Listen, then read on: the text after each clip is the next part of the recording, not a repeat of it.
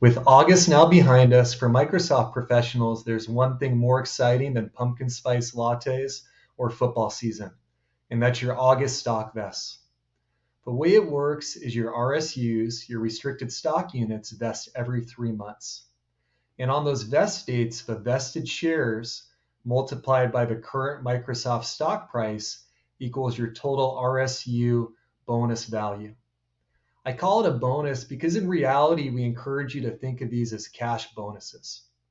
When your stocks vest, the entire value is taxed as ordinary income, whether you cash it out, keep it invested in Microsoft, or invest it elsewhere. And therefore, there's no tax benefit for keeping it in Microsoft stock. That gives you a lot of different options. If you did want to reinvest the amount, there's a lot of tax advantaged or contribution advantage vehicles that you can use. Whether your 401k mega backdoor Roth, deferred comp plan, ESPP stock purchase plan, health savings account, there's numerous options where you could save on taxes or get an additional contribution from Microsoft. And so these are great places for any amount you choose to reinvest in a tax advantaged manner. Furthermore, this creates a good opportunity to diversify. Microsoft's a great company, and it's very reasonable to keep a certain amount of Microsoft stock, but you want to be intentional. And in our view, it's better to keep your Microsoft stock in an ESPP stock purchase plan or somewhere where you get a tax benefit for doing so. Remember, you already have a lot of skin in the game. Between your unvested stock awards and the fact that Microsoft's signing your paycheck every period, you have plenty of Microsoft exposure. And even amazing companies like Microsoft can go through periods where they do not perform at the same level as a general stock market. We saw this with Microsoft from 2000 to 2013, for example, when the stock was down 40% or more during that stretch. And so this creates a great way to take that after-tax amount, cash bonus style, and think about what you want to spend and what you want to reinvest. Remember, you don't have to reinvest the entire amount either. This is part of your compensation.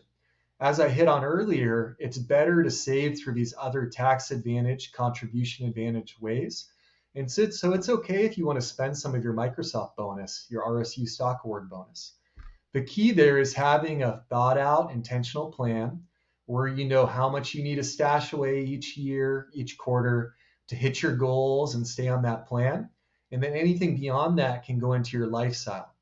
You want to balance living now, enjoying your life, having a great lifestyle versus hitting that work optionality sooner or those financial goals sooner.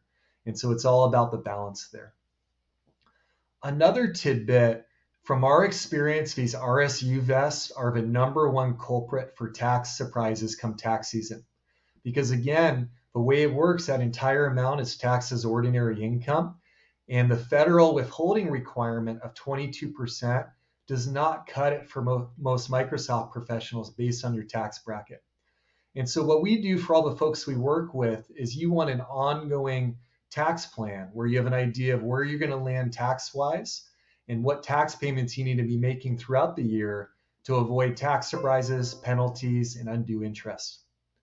If you're a little bit behind the 8 ball on this, given we're now in September, don't fret. There's a well-known way that you can actually avoid taxes without having to dish out a huge tax payment at once.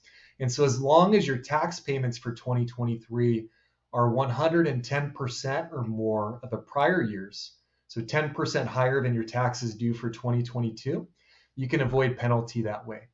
But again, we still have time where we suggest working with your financial planner to map out a tax plan, payment plan for the year ahead.